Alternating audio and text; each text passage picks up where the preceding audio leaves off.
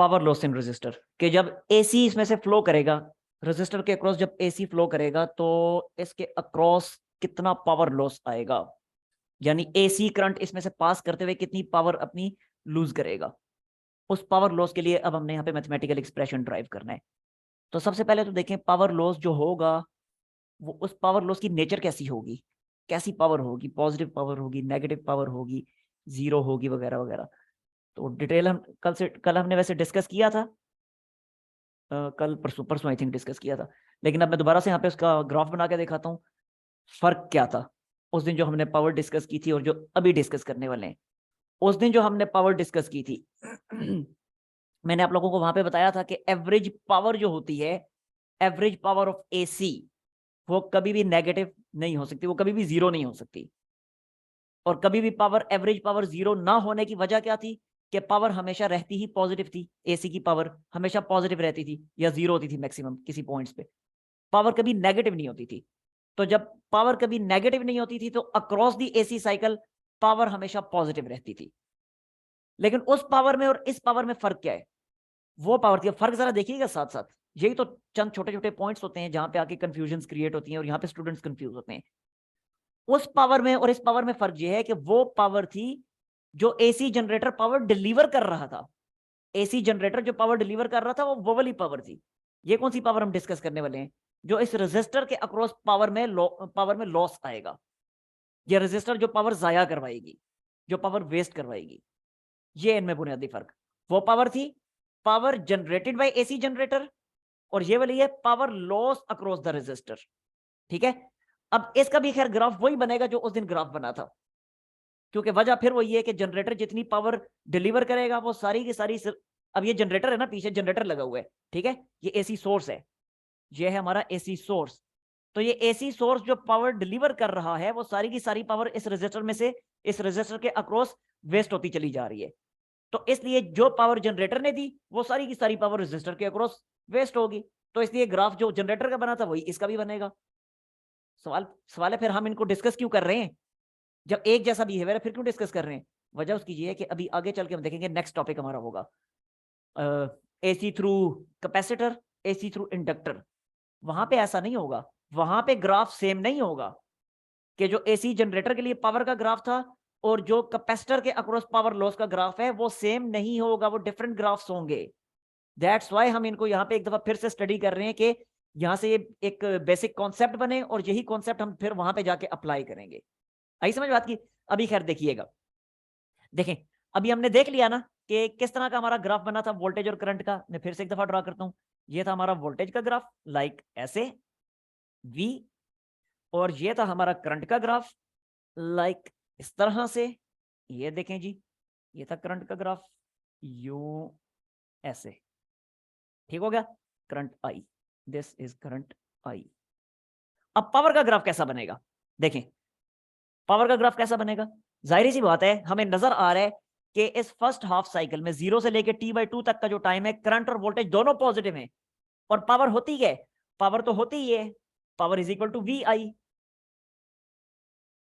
अब जरा देखें फर्स्ट हाफ साइकिल में करंट और वोल्टेज दोनों पॉजिटिव हैं, तो positive multiply positive, again result will be positive, यानी पावर पॉजिटिव होगी। तो जब पावर पॉजिटिव होगी तो देखें अब जो पावर का ग्राफ बनेगा इस फर्स्ट हाफ साइकिल के लिए वो ये बनेगा, ये ऐसे। ये आ गया पावर का graph, this is our power. समझ आ गई ना बात की। और ये इतना ऊपर क्यों चला गया, ये सवाल पैदा हो सकता है। वजह उसकी ये है कि जाहिर सी बात है वोल्टेज और करंट दोनों ही, अब एसी वोल्टेज कितनी इसकी क्वांटिटी होती है, कितनी अमाउंट होती है, कितना इसका मैग्नीट्यूड होता है, सॉरी 220 वोल्ट हमारे घरों में जो आ रहा होता है। और करंट ये हमारी इलेक्ट्रिकल अप्लायंस पे डिपेंड करता है कि कौन सी इलेक्ट्रिकल अप्लायंस हमने लगाई हुई है। सपोज करें कि हमने लेट्स सपोज यूज की हुई है इलेक्ट्रिक मोटर, पानी वाली मोटर जो जिससे पानी हम ऊपर छत पे चढ़ाते हैं। अब उस वो जो करंट लेती है वो करंट लेती है अराउंड 2.5 एम्पेयर्स, 2.5 एम्पेयर करंट कर लें आप, 2.5। अब जरा इनको मल्टीप्लाई करें ना, ये क्या आएगा, तो बनेगा 220, 440, 440 एंड 110, 550। तो इसका मतलब है पावर आ जाएगी 550। ठीक है, तो लिहाजा फिर 550 तो इसने काफी ऊपर ही जाना है, और क्या करना है। ठीक हो गया। अच्छा अब इस जो सेकंड हाफ साइकिल है इसके लिए देखें ग्राफ किस तरह का बनेगा, T/2 टाइम से लेके T टाइम तक। तो again at a time current और वोल्टेज दोनों नेगेटिव है, तो negative multiply negative, result will be again positive. तो फिर क्या होगा, फिर ये पावर ऐसे ऊपर, यानी हमेशा पॉजिटिव रहेगी, कभी नेगेटिव नहीं होगी। आगे समझ बात की।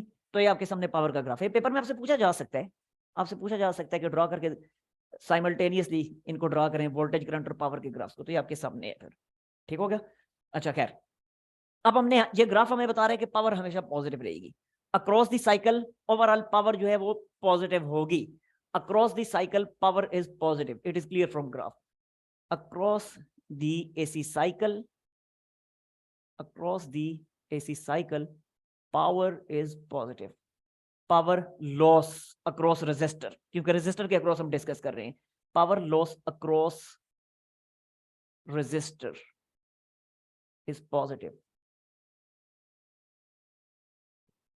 क्या मतलब पावर लॉस पॉजिटिव होने का?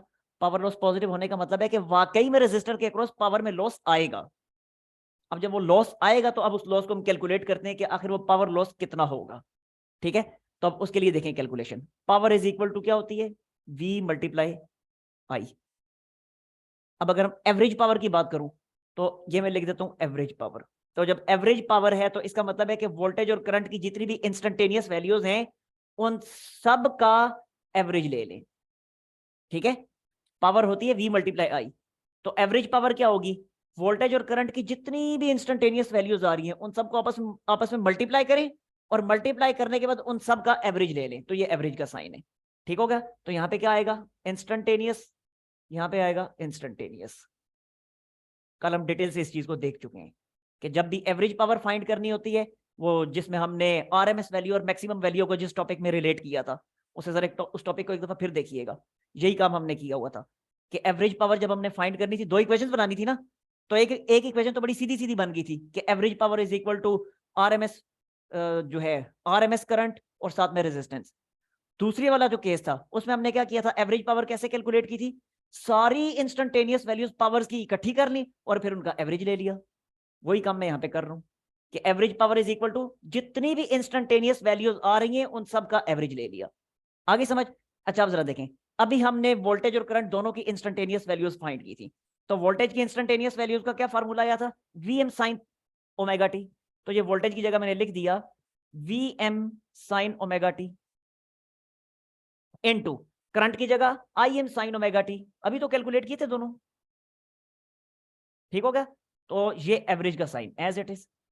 अब बहुत simple again, Vm maximum voltage maximum current constant है ना, तो जब कांस्टेंट है तो कांस्टेंट का एवरेज नहीं लिया जाता, डिस्कस कर चुके हैं कल डिटेल से, लिहाजा दोनों को बाहर निकाल दें। तो ये दोनों बाहर आ गए, आई Vmb और Imb। अंदर बचेगा क्या, अंदर बचेगा sign omega T, sign omega T, जो कि क्या बनता है, जो कि बनता है साइन स्क्वायर ओमेगा टी। ठीक है, अब साइन स्क्वायर ओमेगा टी का एवरेज, चलें अब बताएं क्या होता है साइन स्क्वायर ओमेगा टी का एवरेज, कल हम डिस्कस कर चुके हैं जी। साइन स्क्वायर ओमेगा टी का एवरेज क्या होता है, पूरा ग्राफ ड्रा करके आपको बताया था, प्रूफ करके दिखाया था। What is average of sine square omega T, 1/2। 1/2, बिल्कुल ठीक, गुड। तो ये लिख दिया 1/2।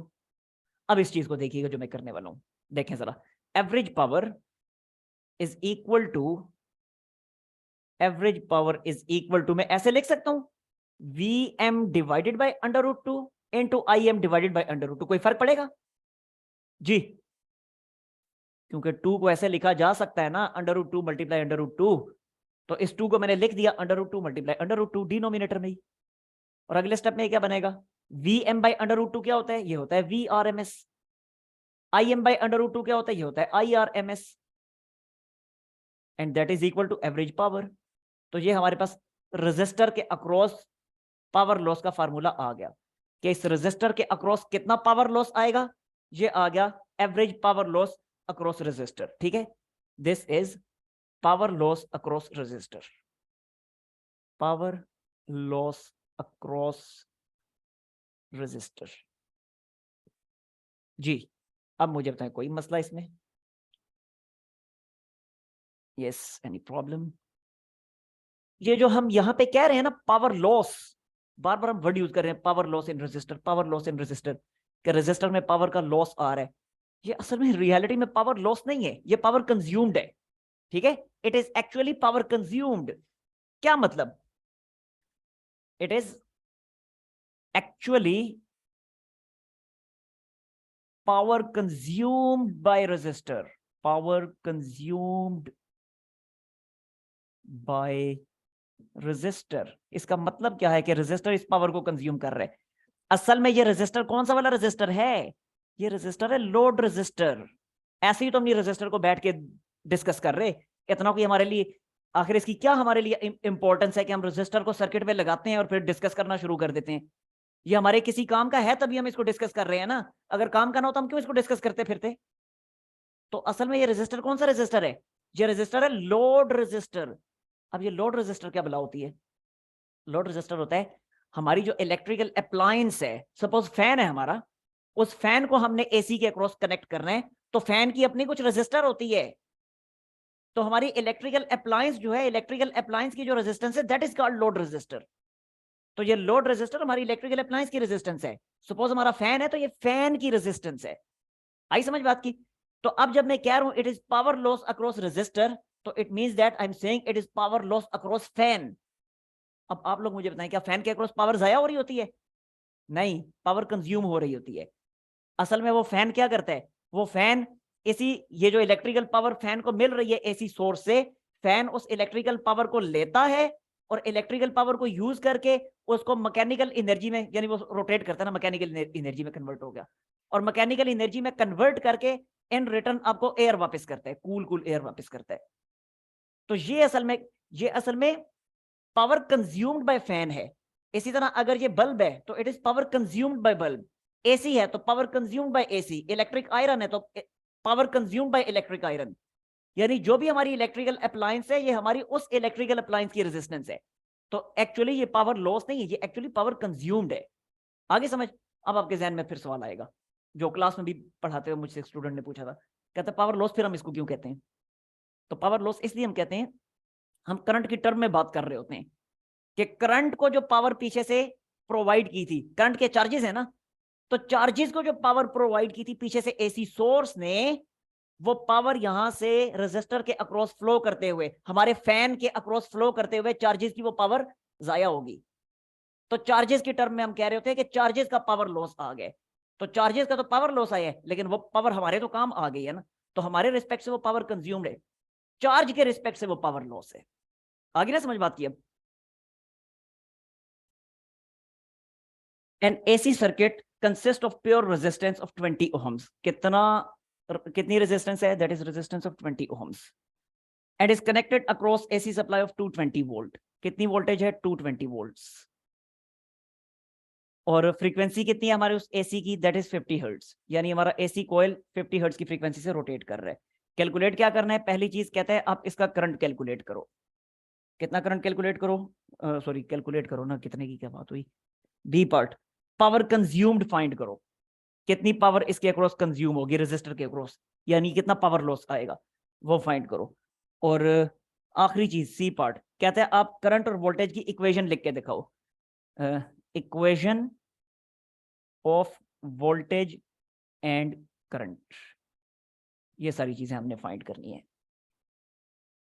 अब जरा देखें, सबसे पहली चीज मुझे ये बताएं कि ये जो वोल्टेज हमें गिवन है, ये कौन सी वाली वोल्टेज गिवन है? ये इंस्टेंटेनियस वोल्टेज गिवन है, एवरेज वोल्टेज गिवन है, या आरएमएस वोल्टेज गिवन है? जी, कौन सी वाली है? Sir instantaneous.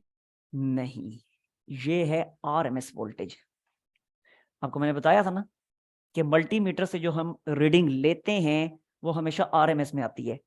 हमारे घरों में जो वोल्टेज आ रही है, मैंने कहा था कि मल्टीमीटर से हम इसको कैलकुलेट करें तो ये 220 वोल्ट्स की वोल्टेज हमारे घरों में आ रही है, और वो मल्टीमीटर से कौन सी मिलती है? आरएमएस। तो लिहाजा ये आरएमएस वोल्टेज है, ठीक है? तो दिस इज आरएमएस वोल्टेज। जो इक्वेशन हम लिखते हैं ना, V इक्वल टू VM, ऐसे लाइक जे वाली, तो इसमें ये जो होती है ये इंस्टेंटेनियस होती है, लेकिन जब प्रॉपरली वैल्यू हमें मल्टीमीटर से मिलती है तो आरएमएस की वैल्यू मिलती है, ठीक है? तो खैर ये हमें आरएमएस वोल्टेज यहाँ पे गिवन है। तो जब आरएमएस वोल्टेज गिवन है तो करंट जो हमसे पूछ रहे हैं वो भी आरएमएस करंट पूछ रहे हैं। तो देखें डायरेक्ट हम फाइंड कर लेते हैं आरएमएस करंट, बहुत आसान, बाय यूजिंग ओहम्स लॉ। तो ओहम लॉ के मुताबिक I इज इक्वल टू क्या होगा? V by R। तो आरएमएस करंट फाइंड करना है, तो RMS current will be equal to V RMS divided by R. अब ये क्या बनेगा, वी आरएमएस कितना है, वी आरएमएस वो है 220, आर कितना है वो है 20, सीधी कैलकुलेशन करें तो ये क्या आ जाएगा 11 एम्पेयर्स। तो ये 11 एम्पेयर्स का आरएमएस करंट यहाँ पे फ्लो कर रहा है। ठीक हो गया।